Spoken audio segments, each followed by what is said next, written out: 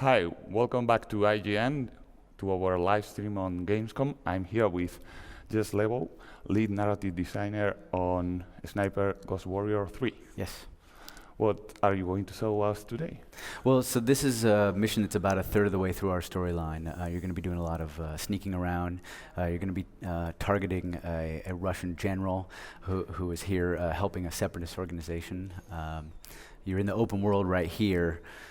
And you've been doing some reconnaissance. So we've got a storyline that takes place over 3 acts, right? It progresses the time, progresses the seasons, but most of the game takes place in the open world. This is where you do your reconnaissance, where you prepare your infiltration and exfiltration routes, and you pick up crafting goods and such. Mm-hmm.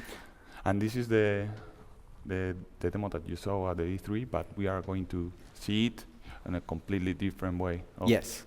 So we like to say we give you challenges and tools to overcome those challenges. So there's no right way to do this. We have a demo, we've picked a way that we think works for us, but we're going to show you that there are many different ways to take this same mission and do it in different ways. Mm-hmm. These are huge maps, right? It's open world, so we're only using about maybe a quarter of this particular map to do this mission. You do other missions in different parts of the maps, and so yeah, what you're looking at here is that we're heading toward our safe house. But we like to say that the terrain can kill you, right? In Sniper Ghost Warrior 3. So we're using a drone to check and see what's out there. We're near a base, an enemy base. So you can see that there are some mines that have been set up there. They're aware of the fact that infiltration is that someone could infiltrate their base, so they've set up for it. We've tagged an enemy there. They don't show up, enemies don't show up on your mini-map until you tag them. Mm-hmm. So you have to see them either with your eyes, through your scope, through hacking a CCTV or using your drone here. So now we know that there are some mines down here, and then we've got a patrol to deal with. And so we're going to pick up, looks like there was some guys that were up here. We're going to loot whatever they've left behind. Bad for them, good for us. And we're going to rappel down the side of this cliff. We have a feature we call extreme navigation. And this is you being able to traverse terrain that might be blockers in other games. So climb up cliffs, up the sides of buildings, rappel down things, do sort of parkour style moves, right? This just gives you another tool to be able to deal with all the challenges we set up. And just a reminder, if someone doesn't know about Sniper Ghost Warriors, it's not the traditional FPS. It's like more calm. It's not a run and gun shooter, right? You have to do a lot of planning. You have to do a lot of preparation. We don't want to put ourselves head to head with the guys running around spraying bullets all over the place. You'll see it here. We're not going to take that many shots. A couple guys are going to die, but we might as well use a knife because we're going to be more stealthy. We're going to be sneaking in. When the time comes, we'll take some shots. But this is not, we're going to take 1 or 2 shots with our sniper rifle and not spray bullets all over the place. And these footsteps that we are seeing, new on the series. Yeah, so one of the tools we give you is what we call Scalp Mode. And this is you accessing your Special Forces training, right? I mean, the player's not Special Forces operative, but our character, Jonathan North, is a Special Forces operative. So you can use it to track people. You can see where people have moved around and done various different things. In this case, it was the footsteps of someone who laid that minefield, so you can follow his safe path through. Mm-hmm. This here is our safe house. This is where we do some crafting. You see our crafting table. We pick up our weapon. We can use the crafting items that we've picked up before. So he's going to show you, he's going to pick up some med kits. He's going to get some body armor. And then he's going to select, he's going to take his mission too. He's got a PC here hooked up to JSOC. And I'll tell him that there's a Russian general in the area. In the previous missions, we hacked servers, and we know that the general is going to be in this area. We know where he's going to be for the next 3 days, but we think this is a good opportunity to take him. Now, as a player, I don't have to kill him here, right? I could wait until he goes to the city the next day, or even further, the day after that. And so we've been ordered to kill him, and we're gonna grab a sniper rifle here. Obviously, a game called Sniper has lots of cool rifles, right? Each of them has a bunch of different statistics, has different scopes and different things that you've crafted, different magazines. He's going to set up his gun the way he wants it to be. He's going to be kind of quiet. He's going to have a good fire rate and some good mobility. This is not a 50 caliber rifle, so he's going to set it up however he wants. And then he's got secondary weapons. He's also got we've also got traps and mines. It's all about planning.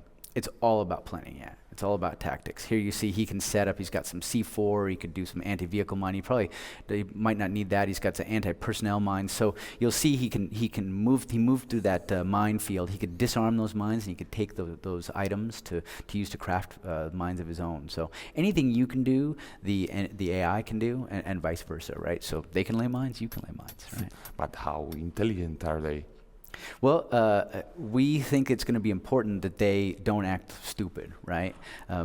It's AI. It's not going to be another human player, but we want it to be very, very realistic, right? Realism is important to us. So we can say that it's a hard game. Yes, I think it is. There's no modes, right? You play it as hard as you want it. I guess you could leave off the tools we give you, and you just go completely rogue. But no, it's a hard game, yeah. Yeah.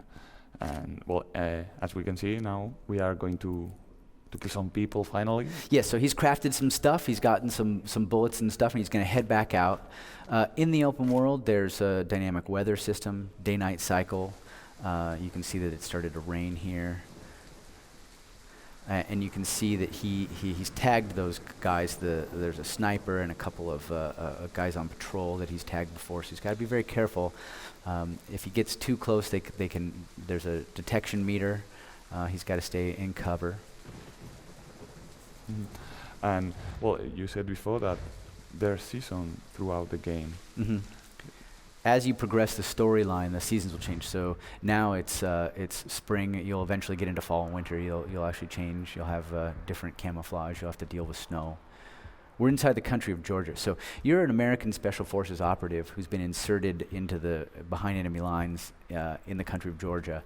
Your brother was inserted before you to take on this mission, but he's disappeared. And now you're in there trying to find him, but also finish the mission that he started. You have several attacks, targets of opportunity that you find. So he's trying to be very stealthy, right? He's not shooting his weapon because he doesn't want to alert anybody. Now, if he had alerted and set off the alarm here, it wouldn't be strictly a mission over, right? He's still got his target. He's still got someone he's got to kill. It's just it's going to be a heck of a lot harder. So he might have to exfiltrate and try again at a different time. Or he might be really hardcore and he might decide that he wants to let them, come after him. But there's an entire battalion of enemy soldiers here, so that's probably not very smart. And being a hard game with all that number of soldiers is like instant death. It's not instant death, but it's pretty close, right? I mean, you're not going to just waltz right in and spray bullets all over the place. This isn't, an Expendables movie, right? This is your special forces. You're the Ghost Warrior, so you have certain skills, but you can't carry every weapon in your armory. You can't. You're not going to go in with a gun in each hand, totally blazing.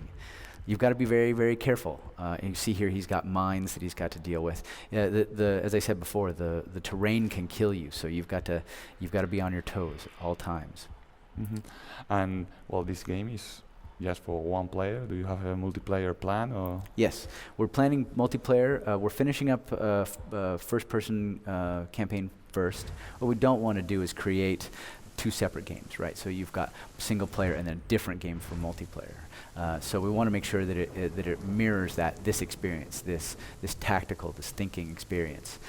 We don't want to just create more arenas for people to run around and try and gun each other down with machine guns. So we've got a lot of different ways we're going about that, but it's not in the game yet. Yeah. Mm-hmm.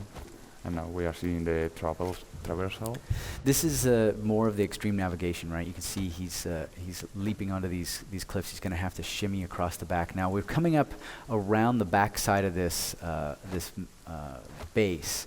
We've been in this area for several days, right? We know the way around here. This is why he's able to get up here. He knows the area very well. He's had to plan. He knows how to get in and out.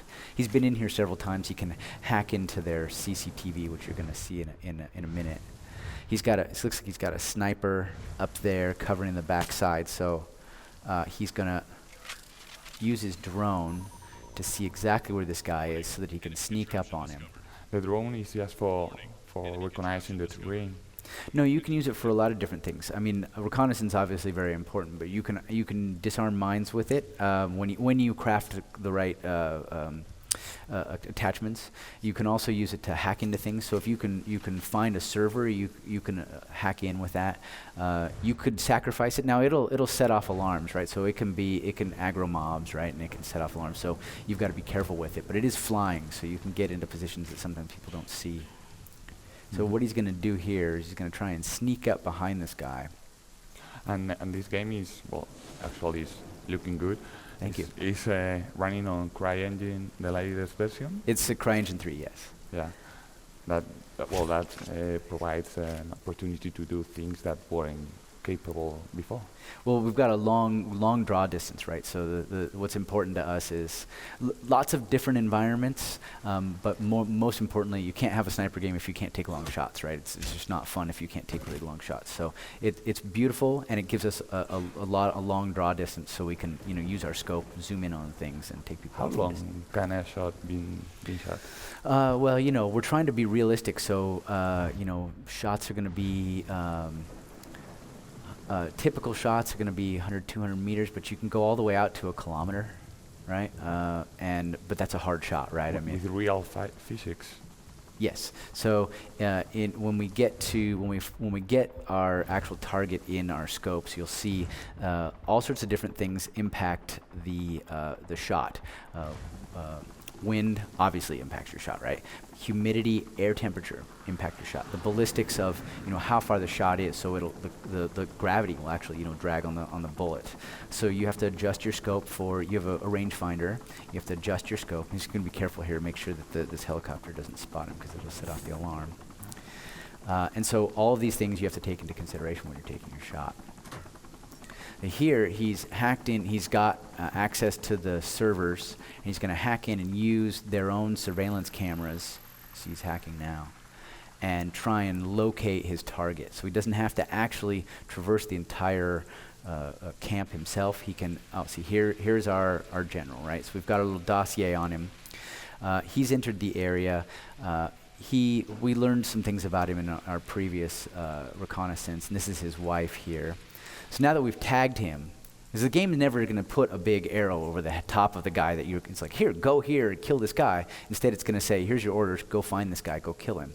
So we've isolated him now. We know where he is, so we can add him to our mini-map, and we can actually go out and try and kill him. Before, we didn't know where he was, right? So the planning, again, very important. Mm-hmm. And, well, will his path be different in each playthrough, though? Yes, so you know where he's going to be for the next 3 days. This is the results of previous reconnaissance. So you can wait until he gets to certain points. But he does have a certain pattern while he's here, but it's not super predictable. But we want to set it up so that you can watch him for a while, right? When you hear about these guys that go to the elite sniper schools, right, the special forces sniper schools, half of it is shooting. The other half is stealth and observation, right? So some of these guys will wait in a sniper hide for 4 or 5 days. We're not going to make you do that because we don't think that's fun. But observing your quarry is important. Observing and doing your intelligence gathering is equally as important as being able to take your shot. So we know where he's at. We know he's met with his wife. We know where his his quarters are, where his office is. He has a couple of bodyguards. We're trying to catch him in the evening here, where he's spent some time with his wife, so maybe his guard's down a little bit. He's sneaking in the back here, where we found a way to climb up over the rocky terrain, so we're not having to go through. They're not expecting someone to maybe come in from the mountains, so there's less mines and less objectives here. So we can see him here. Mm-hmm. But I'm sorry, but the camp is guarded as if it were a real camp, right? There are snipers that are covering key positions, and this guy happens to be out, relieving himself. And which other ways of solving this situation are there? Well, so you could, all that matters to the game is that you kill the guy, right? So you could set a bomb for him, you could kill him with your pistol, you could use your knife, you could kill him from long range. It's really up to you. In this location, he's heavily guarded. So you see, we've got a sniper up here who's covering the center of the camp, but you can see our Scalp Mode is showing us that this would be a great location to take a shot on somebody. So he's in our spot. All the best sniper spots are always taken. So we're going to have to kill him, take his spot, and then we'll have a great shot on the general there. Mm-hmm. Obviously, we are going to try to climb that spot. Yeah, we're going to climb up the back here. Unnoticed, hopefully. Now the patrol routes are not regular, right? I mean, they have an AI where they'll randomly go through certain things, so you have to. It's not going to be the same every time through. Mm-hmm. And there's no boxes to hide. No. It's not. It's not a puzzle game, right? It's not like trying to find the right way to create a run here, wait till the guy's turned his back and run here, right? It's more of a how do you deal with the circumstances that you encounter on this particular run through. So you see more extreme navigation. He's having to hand over hand on his way to get up behind these stairs. Now, infiltration is as important as exfiltration, right? We're infiltrating now, but after we take the shot, the alarm's going to go off. There's no Black Hawk helicopter going to come swoop in and try and pick us up. We're going to have to try and plan our route out as well. So hopefully we've got enough surprise and our rifle is quiet enough. Hopefully we can sneak up on this guy and he doesn't spot us before we spring it. Yeah, he was about to spot us. Yeah, he was. We got real close there. Oh, but he did set the alarm, so we're going to have to take a shot quite quickly here.